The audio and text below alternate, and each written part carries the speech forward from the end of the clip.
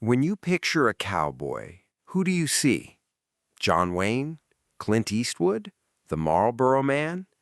For decades, Hollywood sold America a myth, a carefully constructed, deliberately maintained myth that the cowboy, that symbol of American independence, rugged individualism, and frontier toughness, was always white.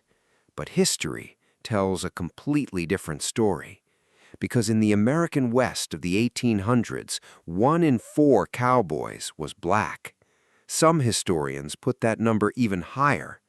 And the techniques you have seen in every Western film, in every rodeo arena, in every piece of American cowboy culture that has been celebrated and romanticized and sold back to us as the spirit of the nation, much of it was invented, refined, and mastered by black men and women whose names were deliberately scrubbed from the record. The Lone Ranger, based on a real black lawman. Bulldogging, invented by a black cowboy. The entire foundation of American cattle culture, built on skills that came from West Africa and were developed by enslaved black men on Texas ranches. And then the industry pushed them out, Hollywood erased them, and America grew up believing a lie. This is Hidden Black Files, and today we are bringing the real story of black cowboys back where it belongs, front and center, in full, with no apologies and no omissions. Before we go any further, I need to take a moment and tell you why this channel exists.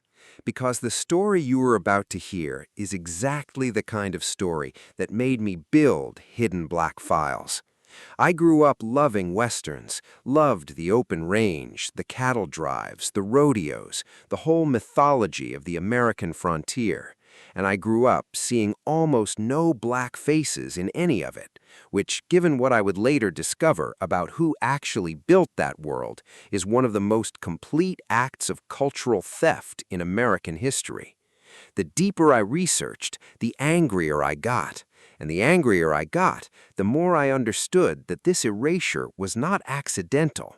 It was engineered, deliberately, systematically, with Hollywood as the instrument and white supremacy as the architect.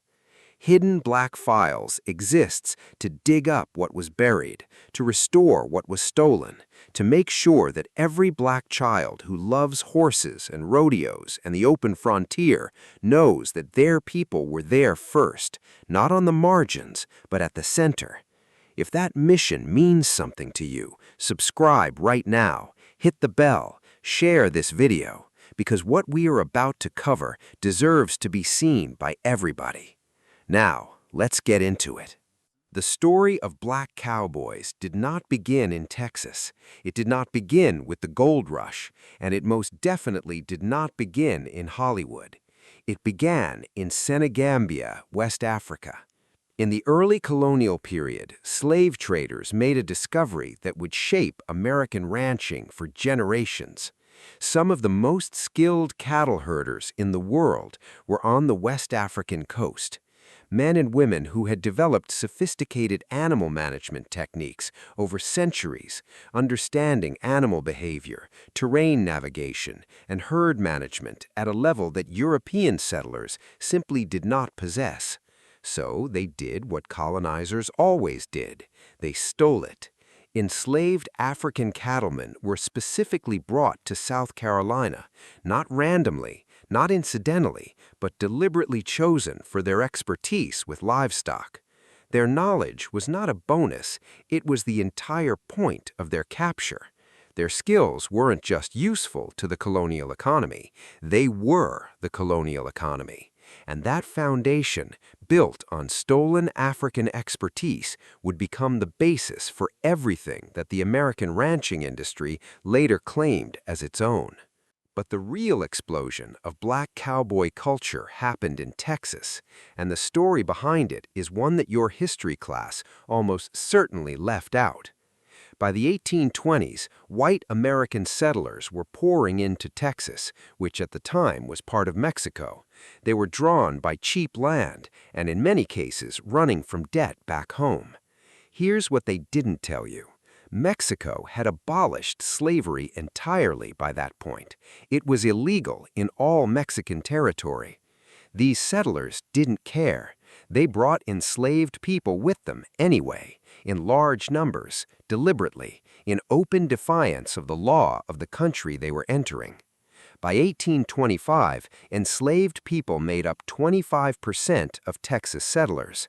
By 1860, after Texas had broken away from Mexico and joined the United States as a slave state, that number had grown to 30%, with 180,000 enslaved individuals recorded in the census. On those vast Texas ranches, enslaved black men were not just working fields, they were riding horses, managing massive herds, working alongside Mexican vaqueros, and developing the skills that would define American ranching for the next century. And here's something most people have never been taught about the word they use to describe all of it. The word cowboy. When you saw a white man on horseback managing cattle in that era, he was not called a cowboy. He was a cowhand, a ranch hand. The term cowboy was reserved specifically for black men doing that work, enslaved men. The word boy was weaponized deliberately, a constant reminder of their position, their legal status, their supposed inferiority, regardless of the fact that they were doing the most skilled and dangerous work on the ranch. So when you use the word cowboy, when Hollywood uses it, when rodeos use it, when America uses it as a symbol of freedom and frontier independence, they are using a word that began as a slur directed at black men who were not free. Fam, the irony does not get deeper than that. The very symbol of American rugged individualism started as a slur, and the people it was used to demean built the culture it now represents. Then came the Civil War, and everything changed. When the war ended and enslaved people were legally free, Texas ranchers faced a crisis they hadn't anticipated. The skilled workforce that had built their entire industry, the men who knew cattle, knew horses, knew the land, were now free to choose their own path, and the timing created something that almost never happened in post-Civil War America: leverage. Texas had a problem. Cattle were practically worthless in the state. A steer might sell for $4 locally, but up in Kansas, that same animal could fetch $40, a 900% profit per head, if you could get the herd there. Moving cattle across hundreds of miles of dangerous, unpredictable terrain required serious skill. You needed riders who could handle wild herds, navigate treacherous river crossings, protect the cattle from rustlers, and keep a drive together through every kind of weather the frontier could produce. And the only people who had those skills, fully, completely, at the level the job required, were the men the ranchers had just been forced to free. As one rancher of the era reportedly put it, it's hard to be prejudiced when you're hungry. For black cowboys, this moment created something rare: equal pay. On the trail, they shared the same food, the same sleeping conditions, the same dangers as their white counterparts. The work demanded skill, and skill demanded respect, at least out on the open range. These men were not just workers, they were legends. Let's talk about some of them by name, because these names deserve to be known. Bill Pickett. This man revolutionized rodeo permanently. He invented bulldogging, the technique of leaping from a horse onto a steer, grabbing its horns and twisting its head to bring the animal down. The crowds went wild every time he performed it. The technique he invented is still used in rodeo competitions today, over 100 years later. Bill Pickett did not just participate in American cowboy culture, he created some of it. Not Love, known across the frontier as Deadwood Dick. In 1876, he entered a roping competition in Deadwood, Dakota Territory. 6 cowboys competed. Love described his own performance plainly. I roped, threw, tied, bridled, saddled my Mustang in exactly 9 minutes from the crack of the gun. My record has never been beaten. He walked out of Deadwood with the championship and a nickname that stuck for the rest of his life. Bass Reeves. Here is where it gets real. Bass Reeves was one of the most effective lawmen in the history of the American frontier. He captured over 3,000 outlaws in his career. He was a master of disguise, spoke multiple Native American languages, and operated across a territory that most lawmen refused to enter alone. Does the name the Lone Ranger mean anything to you? That character, the masked lawman of the frontier, riding alone, dispensing justice in the wilderness, was almost certainly based on Bass Reeves. When Hollywood told that story, they put a white man in a mask. The real Lone Ranger was a black man. And the story does not belong only to the men. Johanna built a reputation along the Rio Grande for taming horses that no one else would approach. Her methods were so effective that the United States Army sought her out when they needed their most difficult horses broken. Henrietta Williams Foster mastered every dimension of ranch life: riding, cattle work, horsemanship, earning respect in a world that was stacked against her on 2 levels simultaneously. Mary Fields, Stagecoach Mary, became the first black woman to carry mail on a star route. She never missed a delivery, never failed to complete an assignment. In weather and terrain that stopped most people, she showed up every single time. These women faced what the men faced: the discrimination, the exclusion, the deliberate barriers, and then faced everything else that came with being women in a man's industry. They could not inherit land the way white men could. White ranchers refused to work under their leadership, regardless of skill. Their income often went into shared household accounts rather than building individual wealth. And they showed up anyway. They rode anyway. They built anyway. Black women cowboys are pioneers twice over, against the dangers of the frontier and against the prejudice that surrounded them on every side. And y'all, their names deserve to be said, loudly, repeatedly, in full. Before we get to how Hollywood erased all of this, take a moment and support Hidden Black Files. Because research like this, pulling these names out of the margins of history where they were deliberately placed, connecting the dots between what actually happened and the mythology that replaced it, takes work. This channel exists for one reason: to make sure Black history is told completely, not in fragments, not filtered through the comfort level of people who benefit from the incomplete version. Subscribe to Hidden Black Files. Share this video with someone who grew up loving Westerns without knowing that 1 in 4 of the real cowboys looked like us.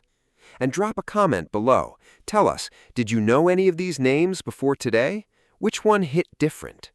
Now, back to the story, because the erasure is coming, and it is deliberate. Out on the trail, black cowboys had achieved something close to equality, not because the system had changed, but because their skills were too essential to deny. But success always came with a ceiling, and that ceiling was made of Jim Crow. No black man would ever lead a trail outfit, no matter how skilled, no matter how many white cowboys he had trained, no matter how many drives he had completed without losing a single head of cattle. His men he trained would become his bosses, taking credit for techniques they had learned from the very men they now commanded. And then came the humiliation that followed every drive into town. Months on the trail, the same dangers, the same labor, the same pay. And then, restaurants that would not seat you, hotels that would not house you, saloons that would serve you but in segregated sections. The message was precise and deliberate. You are good enough for vice, but not for virtue. Men trusted with thousands of dollars worth of cattle, respected for their skill with a rope and a horse, relied upon to train others, not considered worthy of a restaurant table. That is the reality underneath the romance of the Old West. Every victory on the trail was matched with humiliation in town. Every skill mastered came with a reminder that excellence was not enough to overcome prejudice. But they persisted, they excelled, they innovated. And then the industry found a way to push them out anyway. The first blow came from something that sounds almost too small to matter: barbed wire. In the 1880s, barbed wire transformed the open range. Cattle that had once roamed free were now contained behind fences. The need for skilled trail cowboys, black or white, began to shrink. But for black cowboys, the economic shift hit differently. As ranches needed fewer hands, they were the first ones released, pushed out of the industry they had helped build. Then came the railroads. Meatpacking plants moved closer to the ranching regions. The long cattle drives from Texas to Kansas that had created the conditions for black cowboy excellence became unnecessary. By the 1890s, the number of black cowboys in Texas had dropped from 1 in 4 to 3%. Across the broader American West, it fell to 2%. Some adapted, turned to rodeos, became ranch hands, fence builders, farm workers. Many were pushed out of the industry entirely.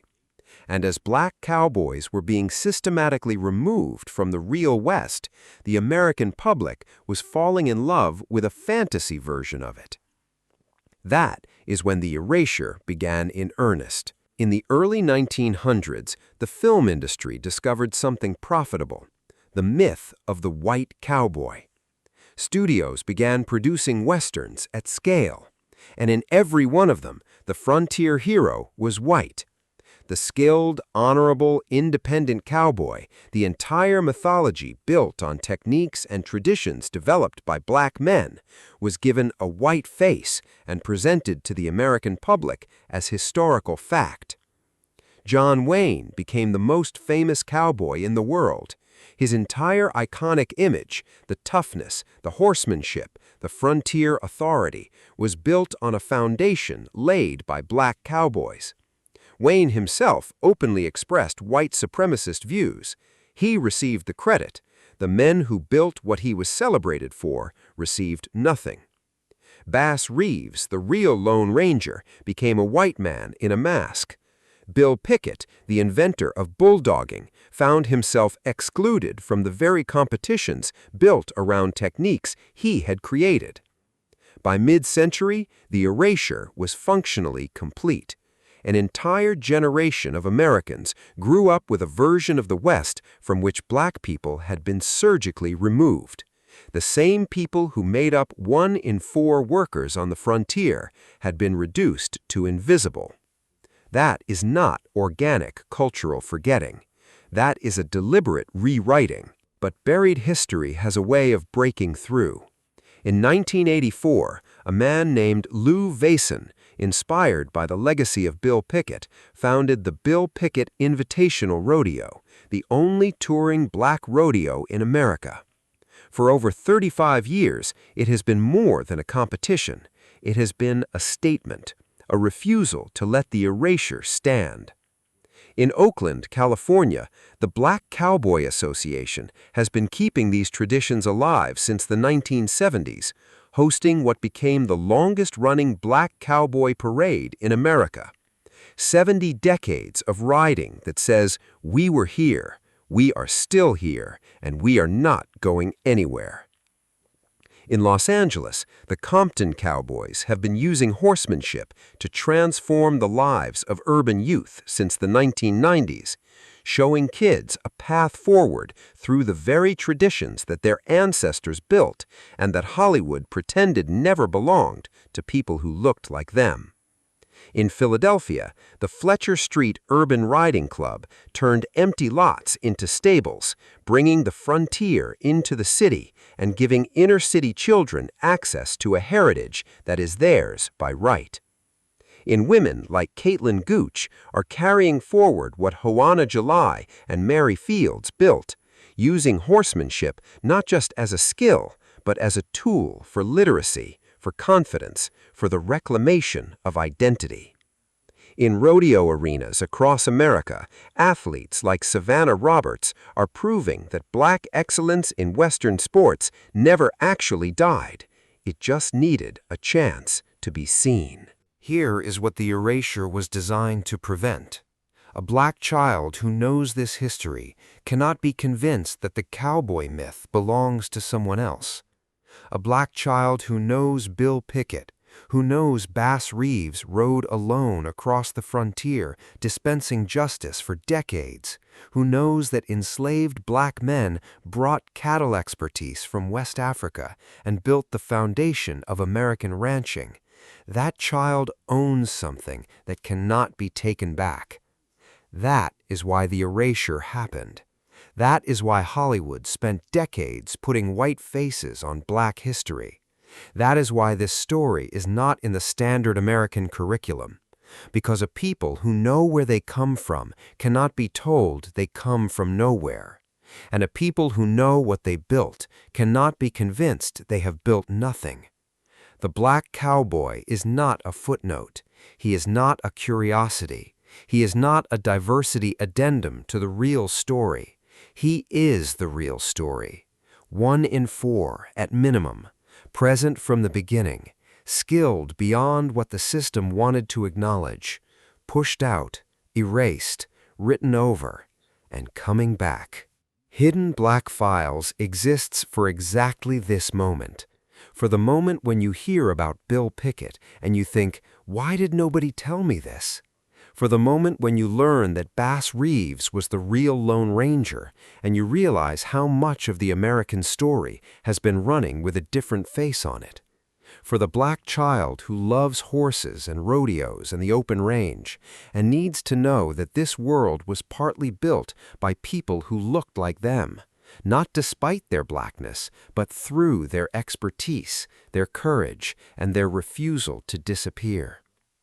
Subscribe to Hidden Black Files, share this video, and leave a comment below. Tell us, which one of these names hit you hardest? Which part of this story are you going to teach to someone who does not know it yet? Because the only way the erasure continues is if we let it, and we are done letting it. These names deserve to be known. This history deserves to be told, and it will be.